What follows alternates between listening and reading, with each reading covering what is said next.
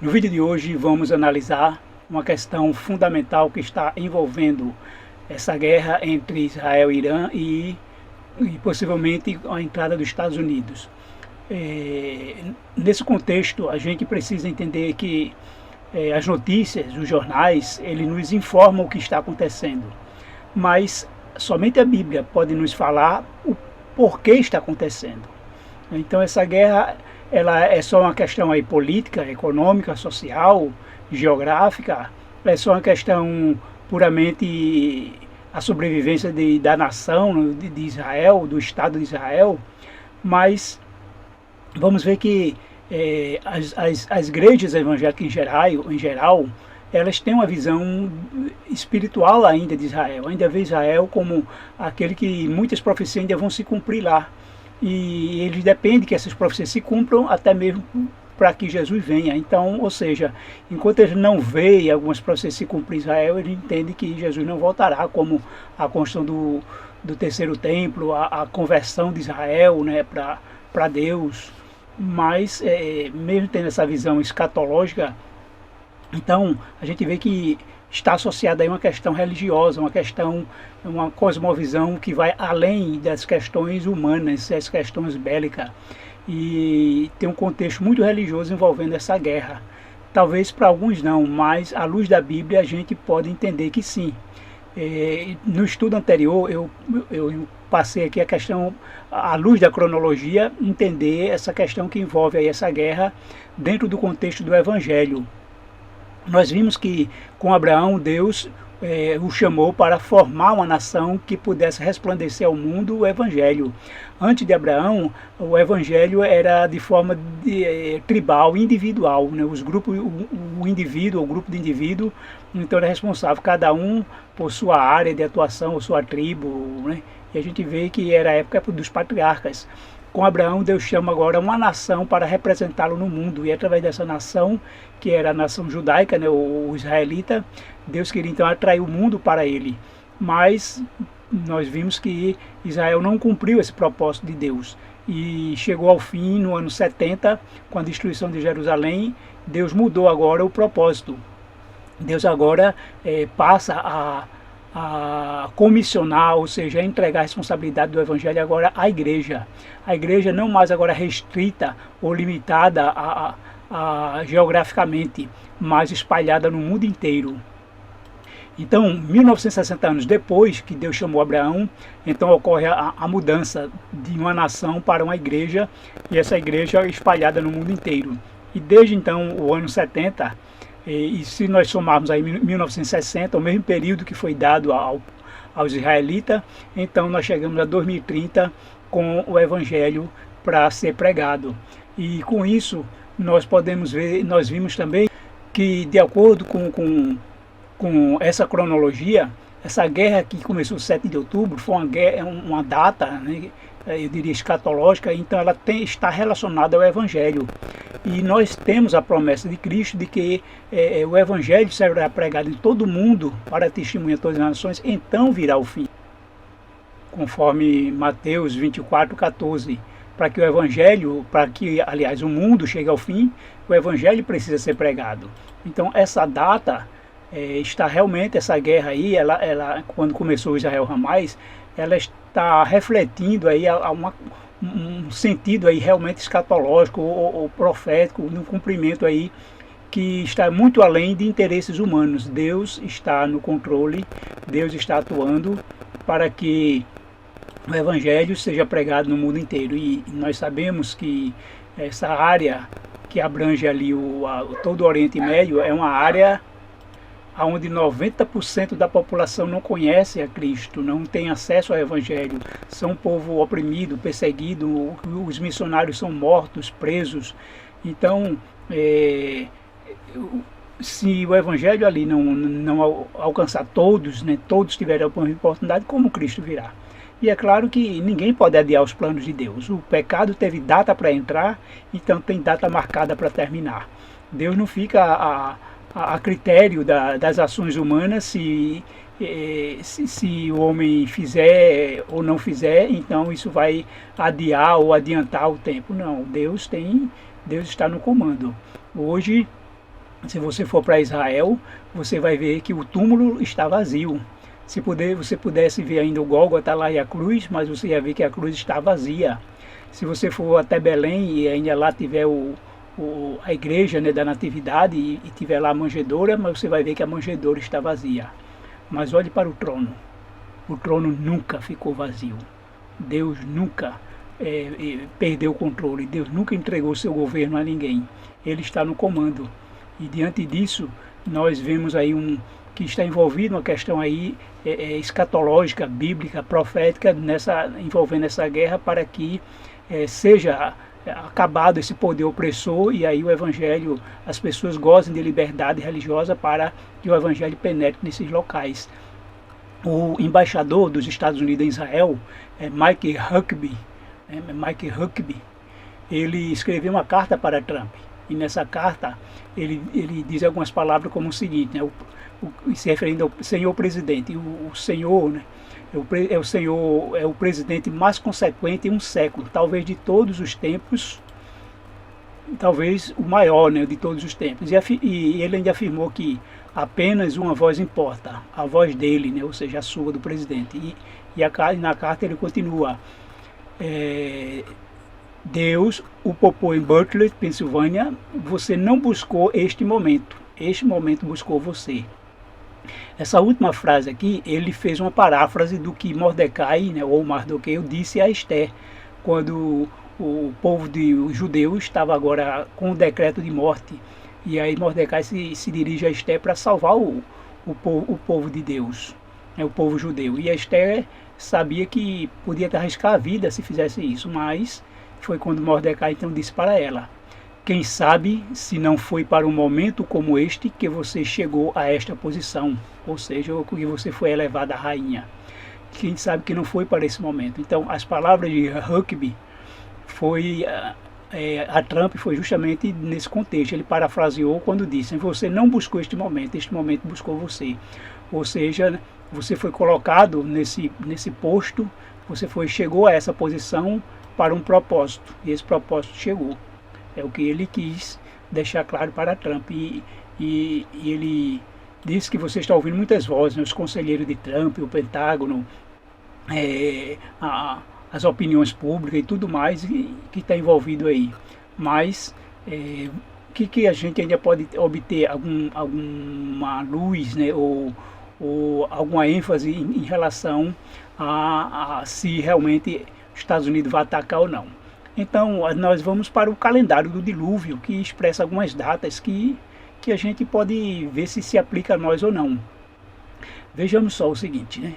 De acordo com o calendário do dilúvio, digamos que nós podemos entender o seguinte, para Israel, né, seria quando ocorreu o dilúvio, né? E exatamente o calendário bíblico do dilúvio, o primeiro dia do mês, né, de Nisan, ou Abib, é 19 de março, foi o primeiro dia também da criação. E sendo assim, nós vimos que no dia 28 Noé entra na arca, 28 de abril, e aí então, que justamente 40 dias depois que começou o ano, ele passa 7 dias na arca, ao final de 7 dias, então começa a chover. No 17º dia do segundo mês, começa a chover e chove por 40 dias, até o dia 13 de junho. Então no dia 14, então começa, agora é o dia 27, né, do terceiro mês, 27º dia do terceiro mês, e a chuva cessa e começa agora a contagem, continua a contagem dos 150 dias, que vai até 2 de outubro. 2 de outubro é o 10º dia do 7º mês, quando a arca, né, depois de 150 dias de água só subindo ou cobrindo a terra, então ela começa a diminuir e aí a arca encalha no dia 2 de outubro. Isso no calendário então da época do dilúvio mesmo, né? Ou seja, com base na época do dilúvio se referindo a Israel. E nós vimos que aqui do dia 13 para o dia 14, observe, usando a data do dia 19 como o primeiro dia do mês, né, que é Nissan, primeiro dia do mês, que foi para nós hoje é 19 de março. E exatamente, vejam aqui, que depois de 40 dias, então dia 28 de abril, Noé entra na arca. e passa 7 dias. Ao final de 7 dias, depois de 7 dias completo, então começa o período de chuva, que eu botei aqui o dia 1 em vermelho aqui para acompanhar. E então esse período de 40 dias, ele vai e termina aqui dia 13 de junho, né? Terminou 40 dias de chuva.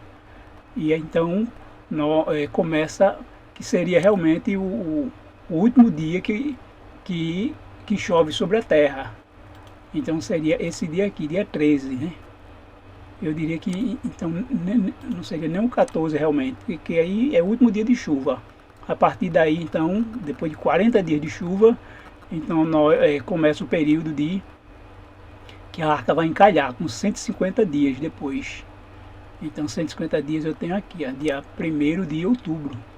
E esse 1º de outubro é justamente quando completa o período de 150 dias. Então nós vimos aqui que Israel, ele atacou o Irã exatamente aqui, entre 13 e 14. Eu vou dar um destaque aqui dia 14, mas para entender que os 40 dias terminou dia 13. Então foi justamente dia 13 que Israel atacou o Irã. Qual a próxima data do dilúvio após dia 13? Aí nós vamos para o calendário atual, né? Se aplicando agora aos Estados Unidos, eu diria que seria o calendário atual. E no calendário atual, nós estamos aqui no ano 5.995, né? Que nós sabemos que começou dia 29 de março. Esse ano aqui, 5.995, começou no dia 29 de março. Deixa eu dar um destaque. Foi o primeiro dia do ano 5.995. Então, de acordo agora com essa data, começando em 5.995, aí eu vou mudar aqui. Em vez do dia 19, nós vamos para o dia 29. Aqui. Quando eu coloco aqui 29, então a próxima data que me dá aqui embaixo é 8 de maio.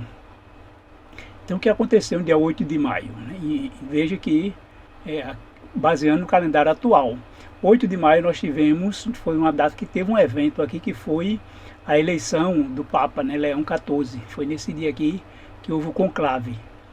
E no dia 15 não tivemos nada assim, mas foi no dia 18, foi a entronização, né, quando houve a missa de entronização do Papa. Não foi no dia 15. Mas a data agora vem dia 23, né, 23 para 24 de junho, que é quando completa agora os 40 dias. Os 40 dias de chuva, né? Muita chuva, começou aqui, teria começado dia 15 de maio, de acordo com o calendário de hoje, e foi até o dia 23. E dia 23 foi o último dia de chuva, muita chuva, do dia 23 então para o dia 24. Então, para o calendário de hoje, como estamos falando, a data, né, do dilúvio aqui, que terminou os 40 dias de chuva, foi 23 de junho. Então, de 23 ou entre 24, assim como Israel atacou o Irã, foi justamente no dia 13. Então, essa data pode estar relacionada aqui ao dia 23 de junho, que é a próxima segunda-feira. E o período de 150 dias, então, se completa dia 12 de outubro no calendário atual. Para Israel, eu aplicaria o calendário antigo 2 de outubro, ou até mesmo dia 1º, né, na verdade. 1º de outubro, entre 1 e 2 de outubro. E aqui, no calendário atual, entre 11 e 12 de outubro. Lembrando que essa data, 11 ou 12 de outubro, foi a data da destruição de Babilônia no ano 539 a.C. Também foi a mesma data do descobrimento da América, 12 de outubro, quando Cristóvão Colombo descobriu a América em 1492. Vamos ver, só fazer um cálculo aqui, né? Nós estamos aqui em 2025, então 1492, 533 anos que vai fazer esse ano do descobrimento da América. Então é uma data também relacionada aí aos Estados Unidos, 12 de outubro, que também coincide, né, com a data aí que está relacionada ao calendário do dilúvio. Pode também, a gente daqui para lá vamos estudar mais para ver o que está relacionado ao que acontecimento, que evento. Então, resumindo, nós entendemos que essa guerra que está envolvendo a Israel, Irã, todo o Oriente Médio, já na luta contra o Hamas, Hezbollah, enfraquecendo toda aquela região, inclusive a Síria, né, já cedeu, né, de uma forma milagrosa. Deus já atuou lá, está atuando, usando Israel para cumprir o propósito dele para que o evangelho penetre ali. E diante disso a gente sabe que Coreia do Norte, Rússia e China também são países que não têm liberdade religiosa, e eles vão se envolver também nessa guerra. De alguma maneira, direto ou indiretamente, a China vai se envolver para também permitir que lá entre o evangelho. Pode ser que não entre na guerra, mas pode ser que haja lá vai influenciar para que haja uma mudança de regime, e aí eles permitam a liberdade religiosa para os seus cidadãos. Tudo isso está no plano de Deus, claro. Como é que ele vai voltar se o evangelho não for pregado? E a pergunta é: até quando, né? Até quando vamos estar aqui nesse mundo? Até quando vamos esperar? Geração vai, geração vem, e nós achamos que nunca vai chegar ao fim. Claro que esse fim tem que chegar. Então, se realmente vamos esperar, né? Isso aqui é baseado digamos assim, numa formulação minha, de acordo com os estudos, com a cronologia. Eu cheguei a essa conclusão, né? Mas pode não ser que não aconteça. Eu estou apenas me antecipando para dar um prognóstico, digamos assim, né? Mas baseado em tudo que, numa cosmovisão, numa análise geral do que estamos estudando, é possível, né? É algo que seja possível, mas vamos aguardar, e diante do que acontecer nós vamos entender como realmente está agindo, né? Como Deus está atuando, e o que espera de nós quando isso acontecer, né? O que nós estamos entendendo que o fim está chegando, e nós entendemos que em breve vamos para o lar. E quando cair todos esses países lá, cair a opressão, vai haver uma grande necessidade de missionários. E quando isso acontecer, Deus com certeza vai dotar o seu povo em todos os lugares do mundo, dotar com dom de língua, para que muitos entrem lá sem dificuldade e poder pregar. Deus irá fazer isso, porque existe a profecia de Joel 2:28, né, de que os jovens sonharão, e os velhos, os idosos sonharão, né, os jovens terão visões, e Deus derramará o seu Santo Espírito e fará com que falem línguas, assim como os discípulos falaram no Pentecoste, novas línguas. E eu creio que esse é o plano de Deus, né? E Deus vai estar agindo, e a sua igreja vai cumprir o propósito, vai terminar essa obra. Não vai ser como Israel que falhou, mas o povo de Deus está espalhado no mundo inteiro, então vai terminar essa obra no mundo. Deus vai atuar poderosamente no seu povo para ser missionário. Enquanto isso, sejamos verdadeiros missionários onde nós estejamos, no seio da nossa família, com os nossos amigos, vizinhos, e assim vamos se expandir, até quando precisarmos partir para outros lugares distantes ou diferentes. Deus dará os meios e proverá para cada um de nós, porque esse é o seu grande anseio, e esse deve ser o nosso grande anseio também, realizar o sonho de Deus. Imagine, irmãos, no mundo inteiro, todos os cristãos, se cada um tiver seus sonhos para realizar, como é que vai? Cada um parece que quer que Deus realize seus sonhos. Não, irmãos, amigos, irmãos e irmãs, nós é que devemos realizar o sonho de Deus, todos juntos realizando um só sonho, o sonho de Deus, de que o Evangelho seja pregado em todo o mundo, então virá o fim. E então haverá um novo céu e uma nova terra. Esse é o sonho de Deus. Nós devemos todos estarmos unidos num só propósito, realizar o sonho de Deus, e de que o Evangelho seja pregado em todo mundo, então virá o fim, para que então venha Jesus, volte e estabeleça o seu reino, e então haverá novo céu e nova terra. Esse é o propósito, que todos devem se unir num só propósito, e não cada um está correndo atrás dos seus sonhos. Não temos tempo mais para isso. Vamos unir-nos para realizar o sonho de Deus. Que Deus abençoe a todos.